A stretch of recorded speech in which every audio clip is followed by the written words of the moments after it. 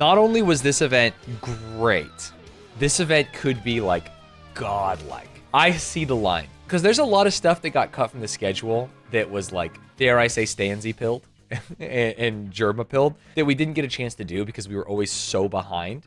And so I'm like licking my lip.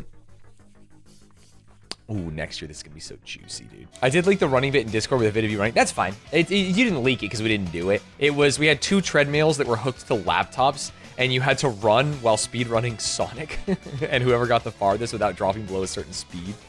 But what are you gonna do? I'm happy to hear you guys want to do another already. Yeah, I loved it. I had a great time. What was my favorite part of the weekend? That is a great question. Some people know this about me, some people don't. And if you saw me on the couch, maybe you would not even think this about me. But I am, like the enemy in Mario, a shy guy. I got there and there was a bunch of runners and people, and I was like, I'm just gonna go like stay in the corner. So my favorite parts were like the morning sessions when it was just like a small group of people and we got to like vibe on the couch. That made me feel very comfortable. Any recommendations for runs to go back and watch? If I was to absorb all of the runs that people said were their favorite, I think that we would probably say Blindfolded Point Crow, Linkus Wind Waker, Peppa Pig, maybe? Those were ones for sure to go check out. Oh, Titanfall? Yeah, I heard some Titanfallers. Elden Ring Bingo was sick, yes. And you get Germa on the couch for that. Stanz, how'd you get home with that giant hole through the roof of your Tesla? I had to stick my head through the top, like a giraffe, and drive with my feet. I didn't realize how broke you were till I saw the state of your Tesla pre-cube. Do you think that all cars need hoods and front fenders? Sweetie, you're privileged. Now that I think about it, the car smash with Cubert was probably my favorite part of the event because, understanding it's not speedrunning, we were just on stream talking about it, and Ludwig was gonna smash a watermelon or some shit, and I was like, bro, that's lame. You're like a big streamer, like smash a car. And from that moment, we had 7 hours to try and like get a car, get it there, find out if we could smash it, get on the roof. There were like so many things that we had to do. And the fact that the team behind the scenes got it done on a whim is like hugely impressive to me. I'm back from Fast 50, and that meant that I had to spend over 24 hours on camera this weekend.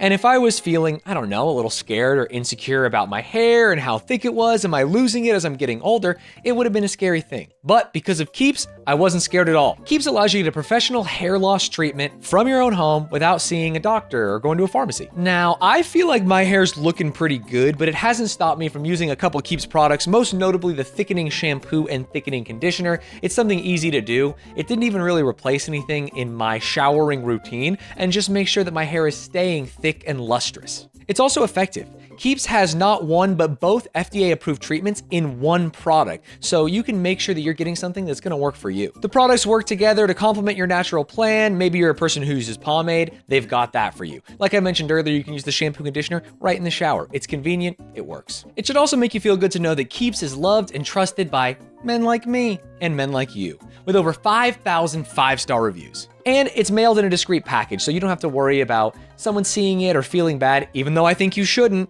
You should try this out. So ladies and gentlemen, go to keeps.com/Stanz to check out a special offer from me. That's keeps.com/Stanz. Check it out. You're not gonna regret it. Let's get back to the video. Loved y'all on Point Crow's run. Was it hard to work around not being able to talk with him during it? Not at all, because we had Linkus on the couch who knows that run inside and out. He literally made the video on it. So if we had any questions, we could ask Linkus. But also a lot of it was evident in and of itself because he would just like kill an enemy or reach a new height, something like that. Happy birthday yesterday. I'm old and not much of a gamer with almost no interest in speedrunning, but watched a fair bit of the weekend. Wanted to say how well run the event was. Not what you'd expect of a streamer event. Hey, we haven't always hit the bullseye as Offbrand, but I do think every event we've produced has had an unbelievable amount of heart and people working behind the scenes that you can tell love the content we are making. Are you going to speedrun more games because of this? I think I will speedrun a similar amount of games, which is like goofy challenges like Mario Party, 100 Star. Maybe I'll pick up another game randomly that just looks appealing to me. I have fond memories of Marble It Up. Shit, maybe I'll pick up Marble It Up or try and invite a Marble It Up runner next year because I love that game too. So we'll find a game.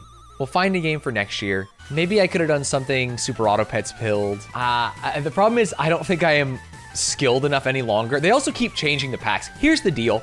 Stop changing the packs on me. Every so often I go back and I'll play Super Auto Pets, and there's pets that were not in this pack. I'm playing pack 1, I'm playing Strawberry Pack, and I'm like, you don't belong here, buddy. How am I supposed to get my 10 bomb when I'm seeing animals that I did not believe could even exist in that pack? Hello, Staniel. Happy birthday. Congrats on making it to 26, and big ups on organizing and running that Fast 50 event. Let me be clear. I put in a tremendous amount of work on Fast 50, like a ton of work. So many streams where I'm like, I gotta go, guys. We're talking about Fast 50. We're doing this, we're doing that. And I probably put in 50% of the work that all the other off-brand employees put in. So the real credit truly goes to them. The biggest thing that Stanz did for Fast 50 was wear those big, juicy moo-moo milkers, woof woof.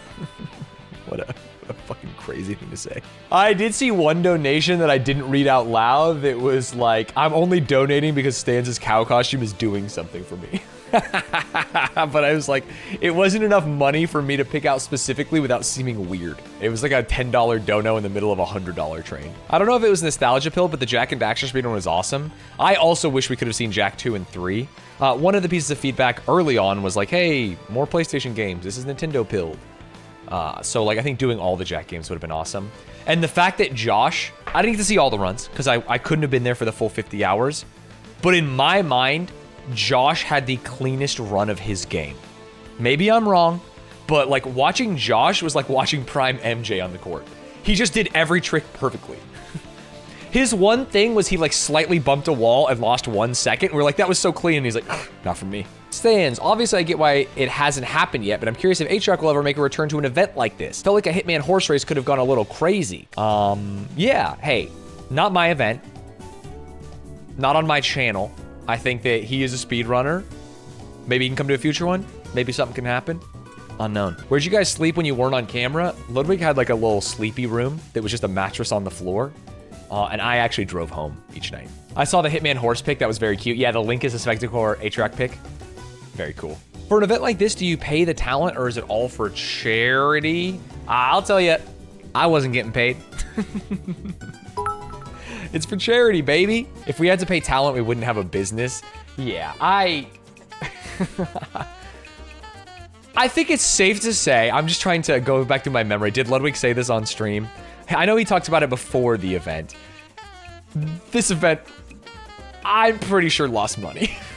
So if you had to pay me and you know some other people, I think it would be even worse. He said we lost 80K. That's not bad. Could have been worse. And I will tell you, Kelby and I had to talk him down from the cliff because he was trying to lose more. He was trying to lose a lot more. First one always loses money. Surely there will be a chess boxing too. Damn, it feels good.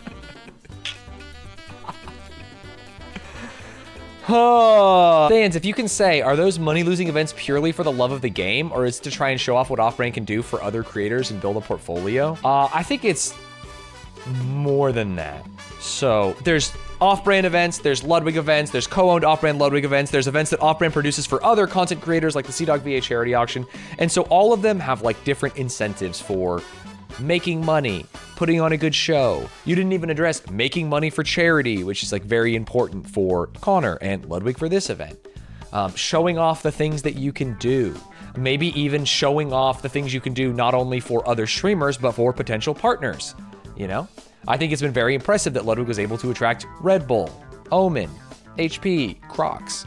And when they see an event like this that everyone loves, maybe they want to join next year. Things like that. Vedbart, thank you for coming to Fast 50. You know, one story I told Michelle, she's like, hey, you know, what happened at Fast 50? What'd you like? Whatever. And I was like, you know what? I love the whole event. But the one thing, I got big dogged by Vedbart. That's my, you know what? The one thorn on this rose, Vedbart big dogged me. He played coy, he played hard to get. I had to come up to him and be like, hey, nice to meet you, man. And he was like, hey, I'm trying to punch this punching bag here. I was nervy. That's totally fine. Totally fine. It was funny because I knew you had said you bought a ticket, was excited. And then we were just doing the void thing and they're like, next up, Vedbart. And I was like, what the fuck? Would you believe the only picture I got this weekend with a content creator was when I randomly ran into Michael Reeves and Lily Pichu at the airport? That's actually so funny. Did delays come from runs taking too long, production, or both? They came from, no, the runs almost never took too long.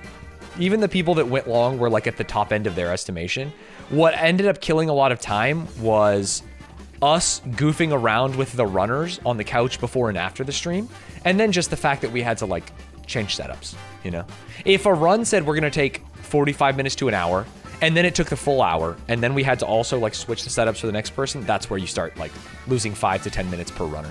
GDQ just started doing double streaming setups so they can have less downtime. Yeah, we had double streaming setups. It's still hard. First event's always hard. I have one more question. Are there any games you saw that you might want to play / complete since watching the game in a speedrun context? I think I have played every game that I saw speedrun. I mean, we're going to play some Elden Ring today, and I definitely think Elden Ring Bingo made me want to go like, you know what? Let me get back in the saddle. What's the biggest lessons learned from this weekend? I think a lot of my biggest lessons, this is antithetical to the Stanz approach to streaming, but I think a lot of the biggest lessons I'm gonna hold close to my chest because I think I want to use them to improve our event for the next time. I don't wanna just be like, oh, here are the things I learned about like running a charity speedrunning event that are gonna make it better. It's like, no, I wanna do it. I want to do it better. I'm a greedy little boy. I'm gonna say it, I think behind the scenes did an absolutely outstanding job for such a massive long event from a viewer's perspective. I feel tech-wise it went so damn smoothly. Yeah, for sure. And when you're there, it can feel like things are like, so bad, but I imagine if I watch back, it was like an unbelievably smooth event. The money stuff seemed a little weird. Did Ubisoft give money to charity or did it go to Offbrand? Ubisoft gave money to the operations of the event. So Offbrand / Ludwig lost money on production, and every dollar that you saw in that number went to charity. If you donated to Tiltify, that goes straight to Tiltify, straight to charity. There was no viewer money. I mean, I guess if you fucking became a member of Ludwig's YouTube stream, that went to him. But there's like no money transfer that goes to us that made it past production that made money. It's just like how Red Bull sponsors the operation of Wings of Charity. Yeah, like we just paid to do all this and paid to fly everyone out and paid to do all these things. And the sponsors did not cover all of that, so we just ate it. It seems like every event you guys are like, we lost money, but we ate it. Do you ever actually profit from these? I think we profited from an LACS one time. That was pretty cool. You wouldn't expect to make profit on a charity event, to be fair anyway. Right, yeah, we would love to break even on a charity event. To where it's like, it just pays for the cameras and the talent and everything else. Were the not LA people all 50 hours in the set? I think they closed the set the first night, but then they had it open the entire time. I think most of the time, people showed up at 8 a.m. and then day 2 at 7 a.m. The hardest part about this event from a talent perspective was the fact that I couldn't be there and stay awake for all 50 hours. It's just so fun. No matter what was happening, I was like, oh, I want to be there. I want to be on this couch. I want to be watching this. And so I made it a point to graciously take breaks, try and call other people onto the couch. My one complaint is that it felt like a casino in the venue because the lights were the same the entire time. I kept having to go out for fresh air. That is true. You couldn't really know what time it was when you were in there. No clocks, which is funny considering the mascot is a clock. ADEF was great too. ADEF was insane. Now, here's the deal. This is so fucking embarrassing. I have not only met ADEF multiple times, ADEF has been in my home. We watched the Survivor finale together, not this most recent season, the last one, and twice during this event, he comes up to me from odd angles, man. He came up to me with no glasses and a hat, then he came up to me with different glasses, no hat, and every time he was like, no, we've met, and it's the most embarrassing thing in the world. It's like, yes, I know we've met. It's like, you know, when someone like walks up to you, but they block the sun and you can't really see their face? He did that to me.